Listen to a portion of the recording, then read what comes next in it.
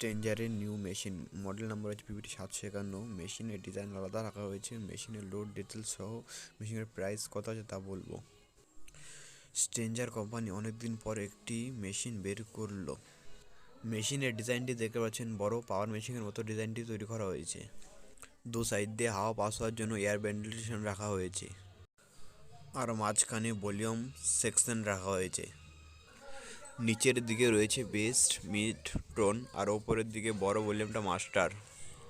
মেশিনের production এলইডিগুলো master ভলিউমের সাইডেই রাখা হয়েছে।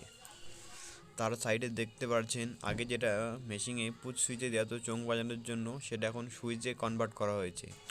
তার নিচে রয়েছে ওভারলোড সুইচ ও তার নিচে আছে পাওয়ার সুইচ। আর মেশিনের ব্যাক সাইড পুরো স্ট্রেঞ্জারের 701-এর মতন পুরো সেম পিছনের ব্যাক সাইড। মেশিনটি একটি 750 ওয়াটের মেশিন। একটা স্ট্রেঞ্জারে 700 দিয়ে যতটা লোড দেওয়া যায় এই মেশিনটাতে ততটা লোড দেওয়া যাবে। মেশিনটির দাম রয়েছে 22,000 অথবা 22,500-এর মধ্যে মেশিনটির দাম রয়েছে।